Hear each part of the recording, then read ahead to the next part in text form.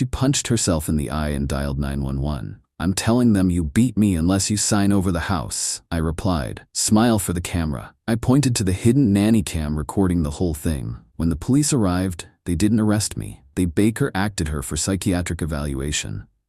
3 years. That's how long Jessica and I were together before she tried to destroy my life on a Tuesday afternoon in March. I'm getting ahead of myself. Let me back up. Jessica moved into my house 18 months into our relationship. Not because I invited her to live there, because her roommate got engaged and wanted the apartment for her and her fiancé. Jessica needed a place fast. I said she could crash with me temporarily while she found something else. Temporary became permanent when she just never looked for another place. The house is mine.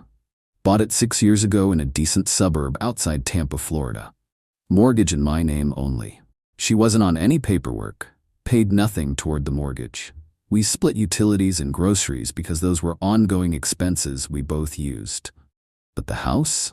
That was mine before her and stayed mine during her.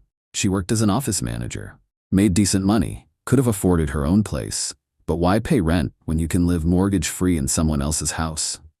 I work construction, project manager for a commercial building company, make good money, enough to carry the mortgage, save, invest. The house is in a good neighborhood. 3-bedroom, 2-bath, worth about $420,000 now. I paid $310,000 for it, built solid equity. Jessica knew this, talked about it often. This house is worth so much now. You're sitting on a gold mine. If you ever sold, you'd make a fortune. I'd tell her I wasn't selling. It was my home, my investment, my security. She didn't like that answer. About 4 months ago, things shifted. She started making comments about our house and our investment. I'd correct her. My house, my investment. She'd get upset.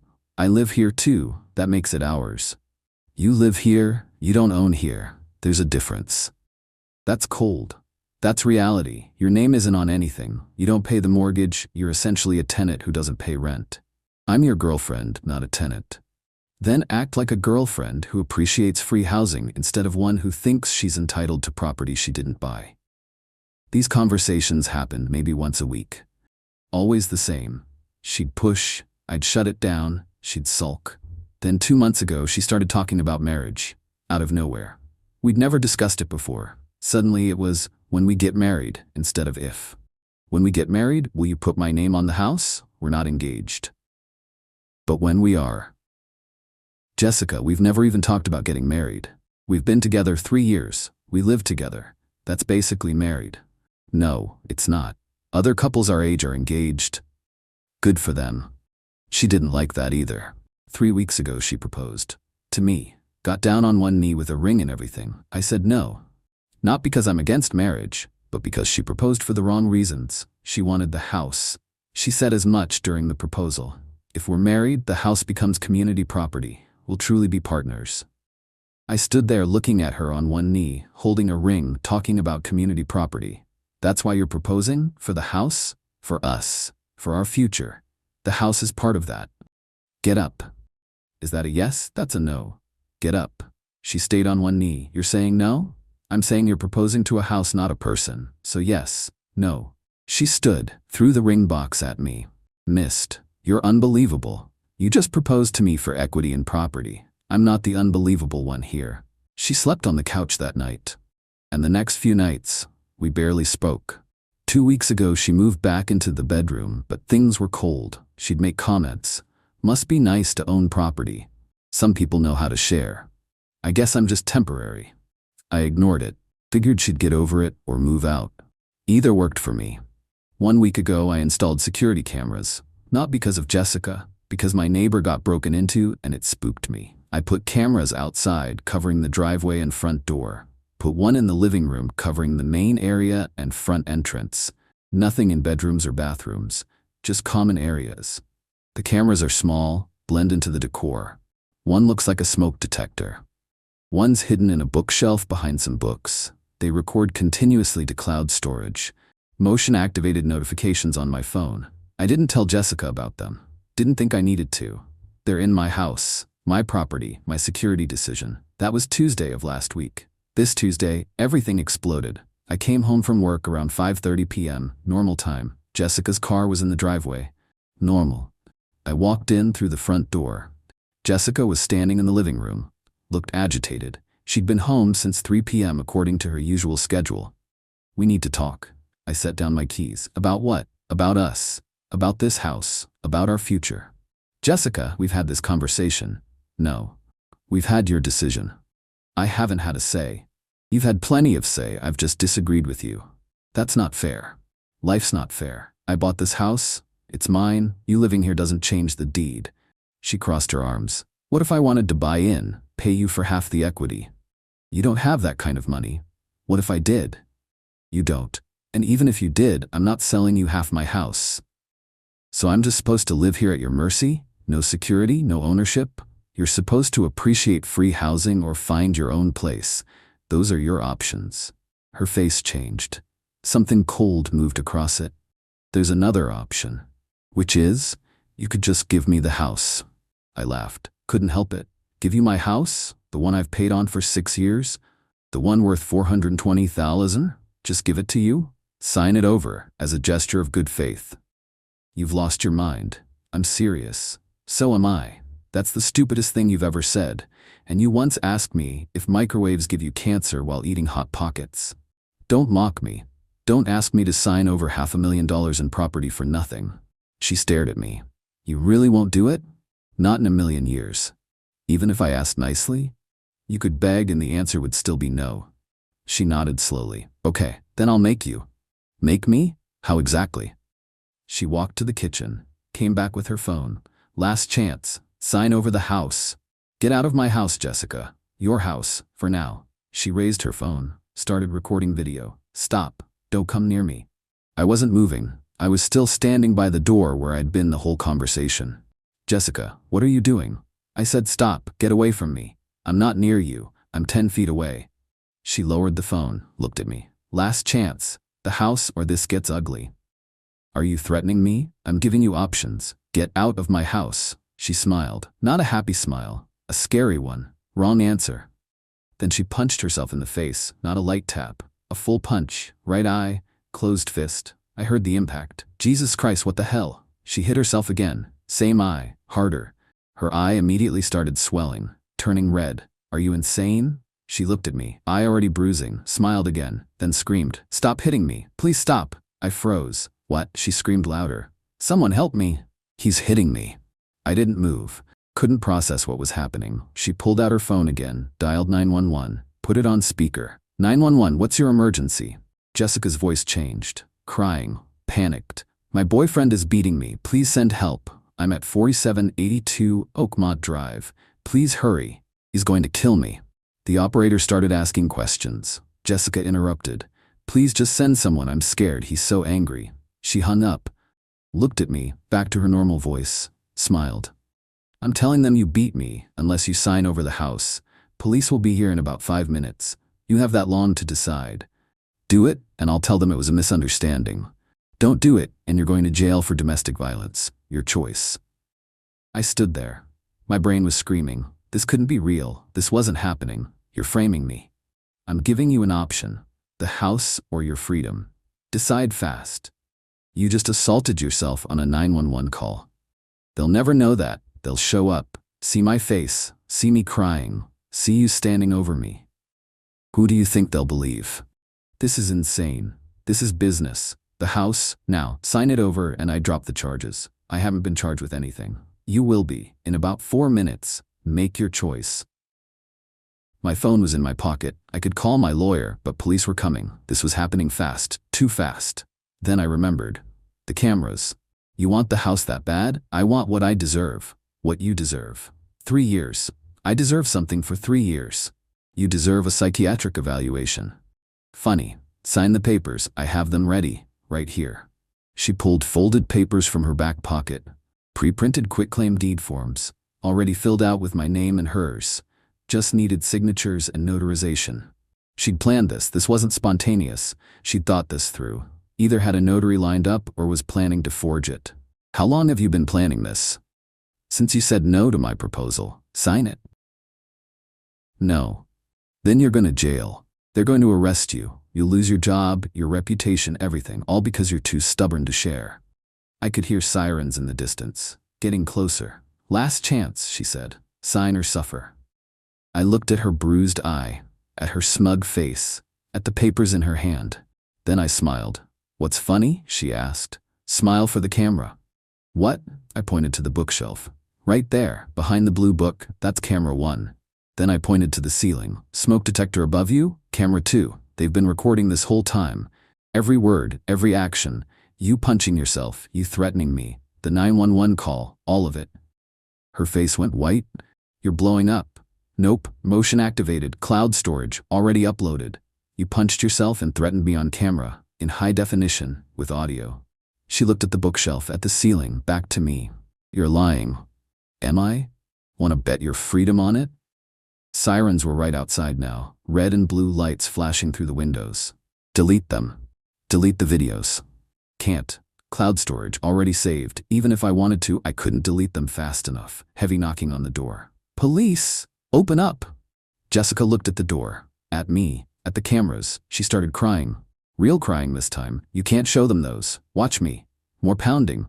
Police, open the door now. I walked to the door. Opened it. 3 officers. 2 men. 1 woman. Hands on their belts. Ready. I'm the homeowner. I'm unarmed. My hands are visible. Where's the victim? One officer asked. Living room, but there's something you need to know. Sir, step aside. They moved past me. Saw Jessica. Saw her face, her swelling eye. The female officer went to her immediately. Ma'am, are you okay? Did he do this? Jessica looked at me. At the officers, at the cameras. She knew she was caught, but tried anyway. He hit me. I called for help. He hit me. The female officer turned to me. Sir, I need you to step outside. I understand, but first you need to see something. Sir, outside. Now. I have video evidence of what actually happened. She's lying. Jessica shook her head. He's lying. He beat me. Look at my face. One of the male officers took my arm. Resist. Let's go, sir. Check my security cameras, please. Before you arrest me, check them. The officer paused. You have cameras? Interior and exterior. Cloud-based. Recorded everything that happened in the last 20 minutes. The female officer looked up. Show us. I pulled out my phone. Opened the security app. Pulled up the living room camera feed. Selected the last 30 minutes. Hit play. All 3 officers gathered around my phone. The video showed everything. Me coming home. The conversation, her threats, her punching herself. Twice. The screaming, the 911 call, the threat about jail signing the house over, the papers from her pocket. All of it. Crystal clear video. Perfect audio. The officers watched in silence. When it ended, they looked at Jessica. She'd stopped crying, just stared at the floor. The female officer spoke first. Ma'am, did you falsely report domestic violence? No answer. Ma'am, I need you to answer. Did you injure yourself and call 911 to falsely accuse this man? Jessica's voice was tiny. I just wanted what I deserved. That's a yes or no question. Yes. The officer turned to me. Sir, do you want to press charges? Absolutely. They arrested her. Miranda rights, handcuffs, the whole thing. She didn't resist, didn't say anything, just cried as they walked her to the patrol car. One officer stayed behind to take my statement, asked for copies of the videos. I sent them everything, full footage from all cameras for the past 3 hours, showed her coming home, showed her alone in the house for 2 hours before I arrived, showed everything. This is pretty clear cut, the officer said. False report, attempted extortion, she's going to face serious charges. Good, you should contact a lawyer. Document everything, keep all this footage backed up in multiple locations. Already done. Smart man. Most domestic violence calls, we show up and it's he said, she said. Hard to prove anything, but this is clear as day. She planned it, had papers ready and everything. He looked at the quitclaim deed papers still on the coffee table. Mind if I take these as evidence? Take them. He bagged them. You'll get a call from a detective. They'll want to interview you. Be honest. You've got nothing to hide. I know.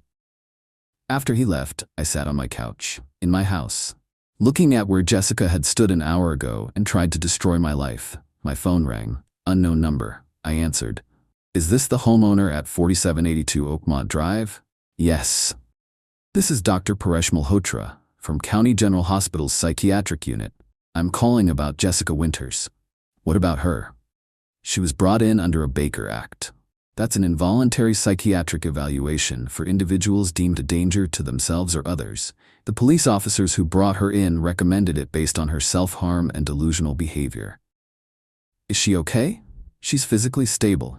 Mentally, she's being evaluated. I can't share details due to HIPAA, but I can tell you she'll be here for at least 72 hours for observation. Okay, are you her emergency contact? No, and I don't want to be. Understood. We'll reach out to the contacts she provided. I'm calling you because your address is listed as her residence. She doesn't live here anymore. I'll make a note of that. Thank you. He hung up. I sat there for another hour. Didn't move. Couldn't quite process what had happened. My girlfriend of 3 years had just tried to frame me for domestic violence to steal my house. Got caught on camera. Got arrested. Got Baker acted. My phone buzzed. Text from my lawyer. A friend from college who does real estate law. I'd texted him during the police interviews. Holy shit, man. You good? Yeah. She's arrested. Send me everything. Every video, every text, every conversation you remember about the house. Document it all. This is bad. For her? Very. False reporting is a felony in this state. Attempted extortion, self-harm to frame someone. She's looking at serious prison time. Good. I'll file an emergency restraining order tomorrow morning. Given the circumstances, false accusation, extortion attempt, self-harm, it should get approved fast. Keep her away from you and the property. Thanks. Also, change your locks tonight, all of them. She probably made copies of keys. I hadn't thought of that. On it, called a 24-hour locksmith, had every lock changed by 10 p.m., cost $400, worth every penny. Update, the next week.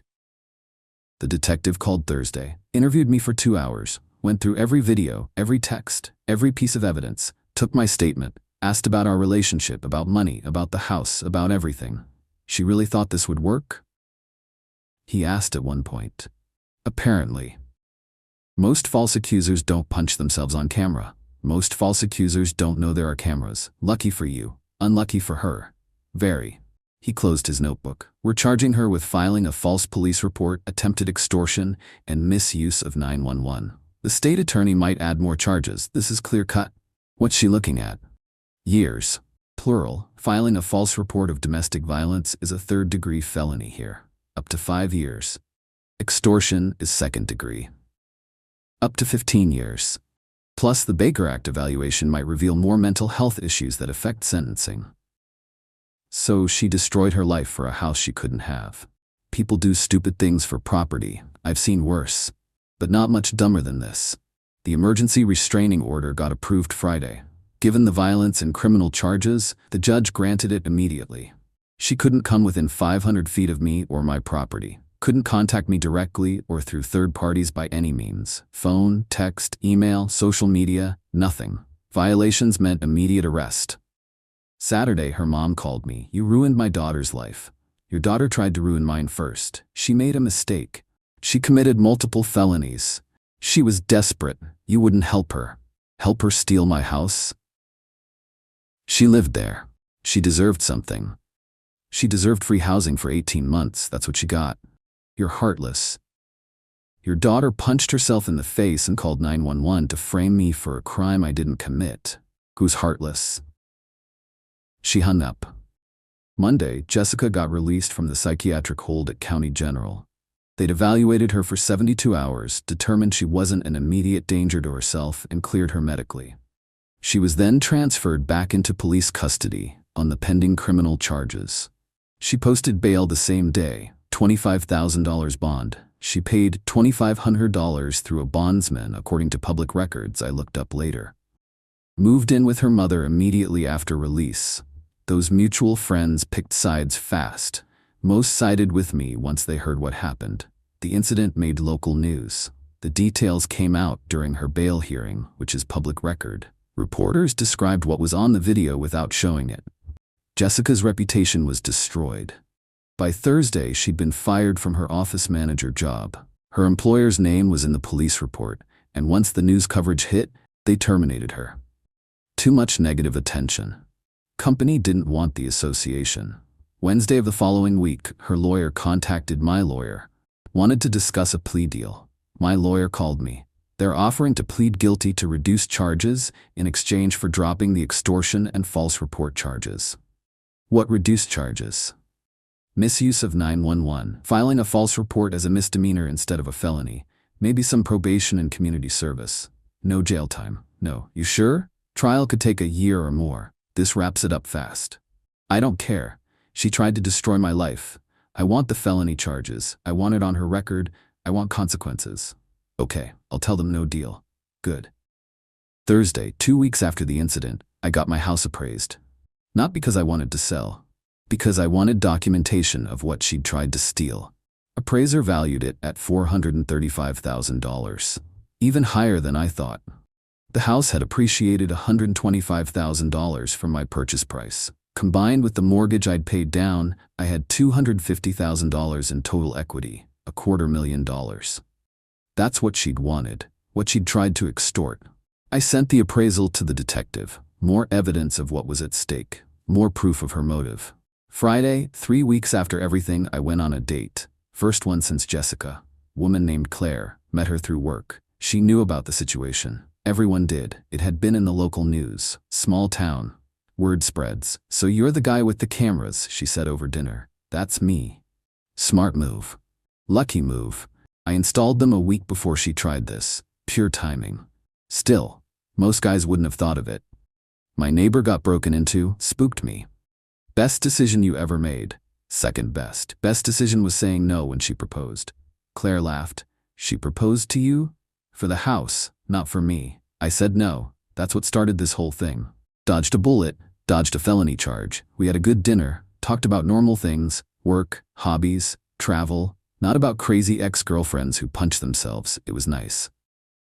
Final update. 2 months later, trial got scheduled for next year. Jessica's lawyer tried 2 more times to negotiate a plea. My lawyer ran both by me. I said no both times. We're gonna trial. Jessica's facing 3 felony charges and 2 misdemeanors. Maximum sentence is 20 years combined. She'll probably get less with no prior record. But she'll get something, and she'll have a felony conviction. That follows you forever. Her mom kept calling. I blocked the number. She started calling from other numbers. I blocked those too. Eventually she gave up. Jessica tried to contact me through Instagram. Sent a long message about how sorry she was, how she wasn't thinking clearly, how she needed help, how she wanted to apologize in person. I screenshot it, sent it to my lawyer, sent it to the detective. Restraining order violation. She got a warning, no jail time, but documented violation. She stopped contacting me after that. The mutual friends who picked her side? They dropped her too once more details came out. Once they realized how premeditated it was. The papers, the planning, the timing. It wasn't a moment of desperation. It was calculated. Now she's basically alone, except for her mom. No job, no friends, facing felony charges, living in her childhood bedroom at age 31. All because she wanted a house she didn't buy and didn't deserve. I'm doing fine. Still have my house, my job, my reputation intact. Started seeing Claire regularly. She's normal, pays her own rent, doesn't try to steal property, sets a low bar, but apparently it's necessary. I kept the cameras up, added more actually. Got cameras in every room except bathrooms and my bedroom. Front yard, backyard, garage. If anyone steps on my property, I've got footage. Uploads to cloud storage immediately. Can't be deleted. Can't be tampered with. Paranoid? Maybe. But I sleep better knowing that if anyone ever tries something like that again, I've got evidence. Because apparently we live in a world where your girlfriend of 3 years might punch herself in the face and try to frame you for felonies to steal your house. The house is still mine. Worth $435,000. Mortgage balance is $185,000. That's $250,000 in equity now. 20 more years of payments and it's paid off. My security, my investment, my retirement plan. Jessica's never getting a penny of it. Neither is anyone else who didn't earn it. Some people called me cold for pressing charges, for not accepting a plea deal, for not showing mercy, said everyone makes mistakes, said she was clearly having mental health issues, said I should be compassionate. Here's what I said to them. She didn't make a mistake. She made a plan, bought papers, filled them out, waited for the right moment, executed it. The only mistake she made was not checking for cameras first. And mental health issues? Sure, maybe she has them. That's what the Baker Act evaluation was for. But mental health issues don't excuse felonies. They explain them. There's a difference. Compassion? I had compassion. For 3 years. Let her live in my house mortgage-free. Split utilities. Treated her well. That's compassion. She repaid it by trying to destroy my life. So no mercy, no deals. We're gonna trial. She's facing consequences. That's justice. And my only regret? Not installing those cameras sooner, because who knows what else I would have caught. The cameras stay. The house stays mine. And anyone who thinks they can take either one can smile for the camera too.